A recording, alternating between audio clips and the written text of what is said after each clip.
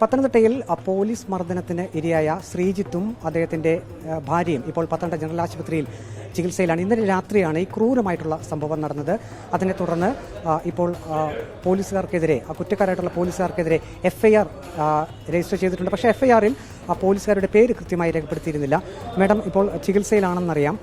ഈ പോലീസ് ഉദ്യോഗസ്ഥൻ്റെ, അതായത് sub inspector ജിനുവിനെതിരെ ഒരു നടപടി ഇപ്പോൾ വന്നിരിക്കുന്നു. പത്തനംതിട്ട പോലീസ് സ്റ്റേഷനിൽ നിന്നും ജില്ലാ പോലീസ് മേധാവിയുടെ ഓഫീസിലേക്കാണ് അദ്ദേഹത്തെ സ്ഥലം മാറ്റിയിരിക്കുന്നത്. ഈ സ്ഥലമാറ്റം ഉത്തരവ് കൊണ്ട് നിങ്ങൾ തൃപ്തരാണോ?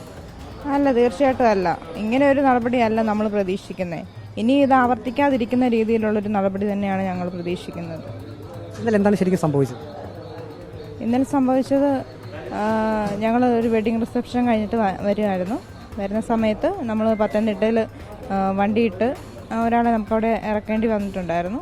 അപ്പോൾ അതിന് വേണ്ടിയിട്ട് വെയിറ്റ് ചെയ്യുന്ന സമയത്താണ് നമ്മൾ കുറച്ച് പേര് വണ്ടിയിലുണ്ടായിരുന്നവർ കുറച്ച് പേര് ഇറങ്ങി നടക്കാനായിട്ട് പോയത്. നടന്നിട്ട് തിരിച്ച് വരുന്ന, നമ്മൾ ഫോട്ടോയൊക്കെ എടുത്തിട്ട് തിരിച്ച് വരുന്ന സമയത്താണ് പോലീസിൻ്റെ വണ്ടി വന്ന് നിൽക്കുകയും അതുപോലെ അതിൽ നിന്ന് ചാടി ഇറങ്ങി വന്ന്, അതായത് വേറെ ചോദ്യം പറച്ചിലൊന്നുമില്ല, നേരെ വന്ന് ലാത്തി വീശി അടിക്കുകയായിരുന്നു ചെയ്തത്.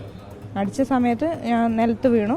ആദ്യം അടിച്ചപ്പോൾ നിലത്ത് വീണു, ഞാൻ ഹസ്ബൻഡ് നിലത്ത് വീണു. അപ്പോൾ രണ്ടാമത് അടിച്ചപ്പോഴാണ് ഹസ്ബൻഡിൻ്റെ തല പൊട്ടിയത്. ഇതാണ് സംഭവിച്ചത്. കൂടെ ഉണ്ടായിരുന്നവർക്കും മർദ്ദനമേറ്റിട്ടുണ്ട്. ഇപ്പോൾ നിങ്ങൾ പോലീസ് കേസെടുത്തിട്ടുണ്ടല്ലോ, നിങ്ങൾ വേറെ ഏതെങ്കിലും വകുപ്പുകൾ കൂടി ഇതിൽ ചേർക്കണമെന്ന് നിങ്ങൾ പറയുന്നുണ്ടോ? തീർച്ചയായിട്ടും. ഞങ്ങൾ പ്രത്യേകിച്ച് ഞങ്ങളുടെ അവിടെ അതിലുണ്ടായിരുന്ന എല്ലാവരും തന്നെ ദളിത് വിഭാഗത്തിൽ നിന്നുള്ളവരാണ്. അട്രോസിറ്റി ആക്ട് അനുസരിച്ചുള്ളൊരു നടപടിയും കൂടി സ്വീകരിക്കണം എന്നുള്ളത് തന്നെയാണ് ഞങ്ങൾ ആഗ്രഹിക്കുന്നത്.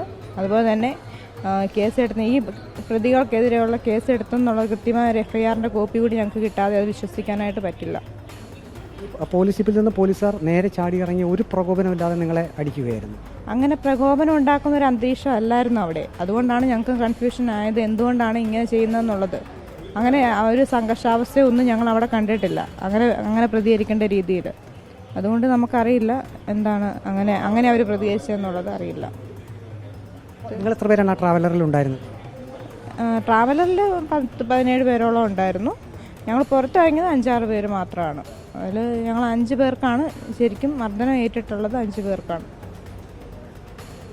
നിങ്ങളുടെ ആവശ്യം ഇപ്പോൾ ഈ പോലീസ് ഉദ്യോഗസ്ഥനെ SP ഓഫീസിലേക്കാണ് സ്ഥലം മാറ്റിയിരിക്കുന്നത്. സ്ഥലം മാറ്റം കൊണ്ട് തൃപ്തരല്ല. ഒരു സ്ഥലം മാറ്റം കൊണ്ട് ഞങ്ങൾക്ക് ഒരിക്കലും തൃപ്തിപ്പെടാൻ പറ്റത്തില്ല. അവരുടെ ജോലി എന്ന് പറയുന്നത് അങ്ങനെ ഒരു ജോലി അല്ലല്ലോ. നമ്മളെ സംരക്ഷിക്കേണ്ട ആൾക്കാർ തന്നെ ഞങ്ങൾ ഇതുപോലെ ഈ തല്ലി ചതച്ച് ഇങ്ങനെ പരിവാക്കിയിരിക്കുന്നത്.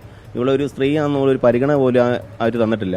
അവൾ നിലത്ത് വീണ് കാണാൻ നമ്മൾ അടിച്ചെന്നുള്ളതാണ്. എന്നിട്ട് അവരെന്നാൽ ഞങ്ങൾ കാരണം പോലും തിരക്കാതെ അവർ ഞങ്ങളെ തല്ലിയത്.